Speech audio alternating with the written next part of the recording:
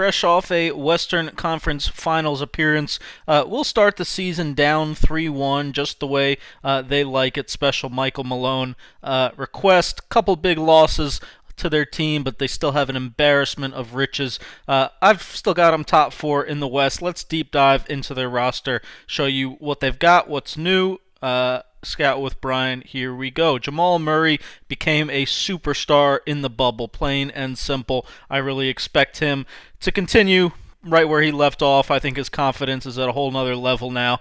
I think he knows he was always a great player, but now he sees he can do this every single night. He could be a 25, 30-point a night guy. He just has every solution in the book. He's so good with both hands. He can post up Steph Curry.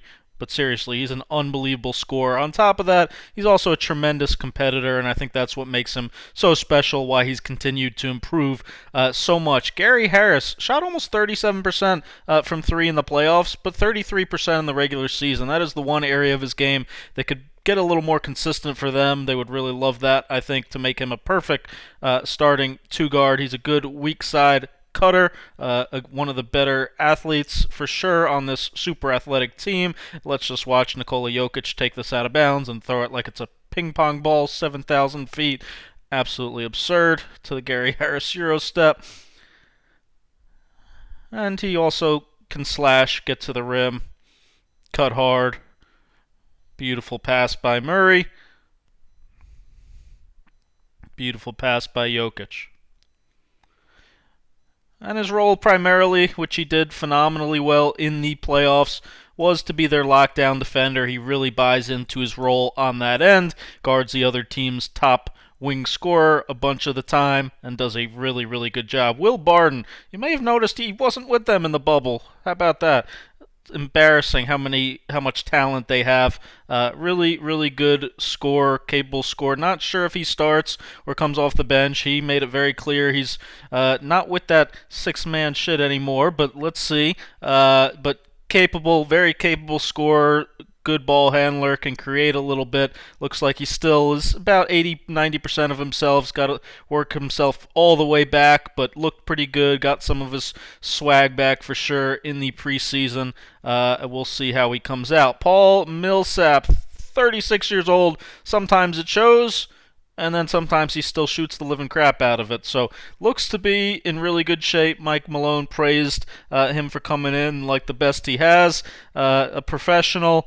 Knows how to play the game, rugged, tough, but has adapted pretty well to being able to space the floor. Expect maybe to see him play some small ball 5 for them with their second unit. Nikola Jokic, the greatest center in the game. Unbelievable shooting from all different types of angles, off of pin downs, off of pick and pops. Non-stop fake dribble handoffs. How about this one? Just from the corner, spotting up. Look at this filthy freaking move once he's going to dribble down on Chris. Look at this footwork. Unreal.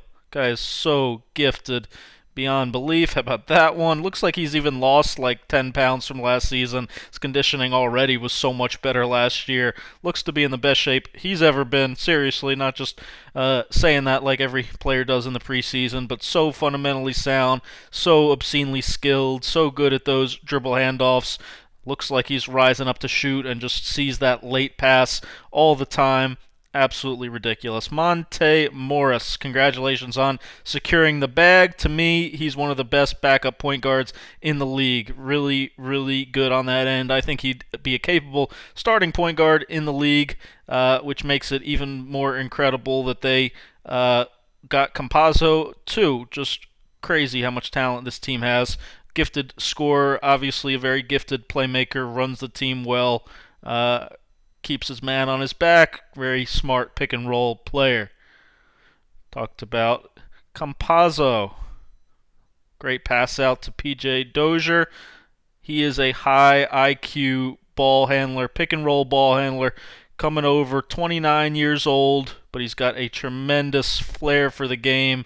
He's like a Rubio type passer. A little Pablo Prigioni flair to him. And the one area of his game that's a little less clear is his shot. his three-point numbers over there kind of bounced around all over the place, so a little bit unclear how consistent he'll be from the NBA three-point line. Certainly not broken and can toss it in on occasion, but maybe not a strong point of his game. This possession just looked like it was going nowhere, and he was absolutely stuck. But he's a little like Berea-type Energizer Bunny. Look at how he dribbles out of that and then finishes with the filthy left-hand finish. Come in and take some charges. The only thing I'm mad about, again, how did they get him? Like, what is he? He's the third point guard? He's going to play alongside Morris sometimes? I mean, he's too good to be the third best point guard on a team. Twitter went nuts for this play. To be honest, I thought that was like the worst pass of his in this compilation, but that shows you he's passing the ball pretty damn well. Michael Porter Jr. might be a little upset if he ends up coming off the bench, but he's said the right thing so far. He's handled it pretty well. Obviously, a tremendously talented player. Check out the video I did up about him atop. I think he will be a superstar. Just needs to become a little more consistent, finish a little stronger around the basket. But when he does it, you can definitely see that all the talent's there. Very capable defender when he's locked in mentally. Watch the coaching staff here really applaud the effort on this play. They clearly trying to keep him engaged and doing the right things. PJ Dozier sometimes will do a little bit too much, but he is a 6'6", big, long, athletic point forward, and I love his game too as a prospect. They've done a tremendous job developing him. There you see him out of control again, but when he slows down and drives, gets to the rim, or just reads the floor like he does here, baseline drive, finding the big in the pocket, he's a high IQ ball player. He really understands the game.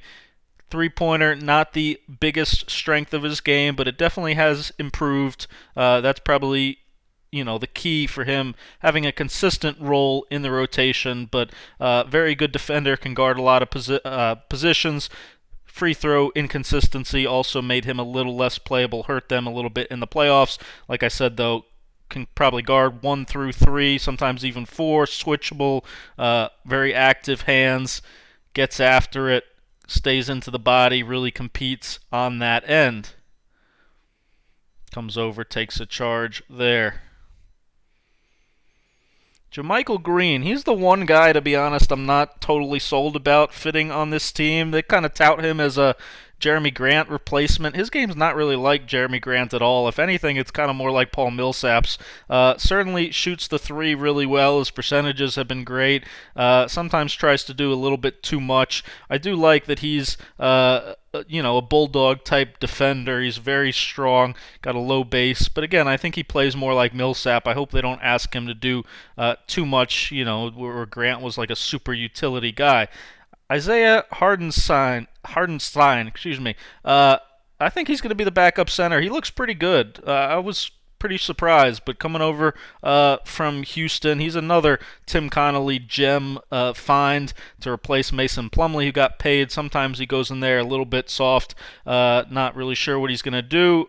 Needs to finish that a little stronger, but you can tell he just fits right into their system of Mensa basketball IQ geniuses. Look at him catch this ball and then wait for Morris to back cut. He is a good passer, just an intelligent, high IQ guy, just like Plumlee was, who can come in and run a very poor man's version of the game that they play with Jokic. Great late pass here to Campazzo cutting, who's going to get up in the air and make a beautiful no-look pass to Dozier in the corner. Beautiful, beautiful pass there. Again, I didn't realize how gifted he is with the ball in his hands. Another credit to Denver's phenomenal front office. Can also get athletic, get aggressive on pick and rolls. And how about that athleticism of this team? Active defensively as well. Bol Bol, the guy everybody wants to talk about and trend on Twitter. Even though Twitter goes nuts for him, he's still built like a twig. He still gets thrown around by bigger centers. He still had a very limited role in the preseason, almost a garbage time role. I think he's still a ways away from being anything more than like a victory cigar and a guy you throw out in desperation. Certainly an intriguing, unbelievably intriguing prospect, since he does probably remind you the most of Kevin Durant, just the way he plays. But there's a huge gap between a very unrefined version of Kevin Durant, who's still only weighs 60 pounds, and the guy that is a Hall of Famer. So we'll see. Obviously, Denver's got a pretty good track record of development so far, but he is, in my opinion, still a ways away from really contributing. Look at this athleticism. This is that team at their most fun. They are just play beautiful basketball. It's like Quinn Snyder's Jazz, except everything isn't scripted. It's just all read and react and play the game, and even Michael Porter Jr. getting in on the passing action. These guys are just the selflessness ends up being contagious, and again, it starts with this guy Jokic, the best passing big of all time. Absolutely unbelievable. I still think top 4 team in the West. Like I said, make sure you thumb up, subscribe. Thanks a lot for watching. Check out the series featuring every team in the NBA.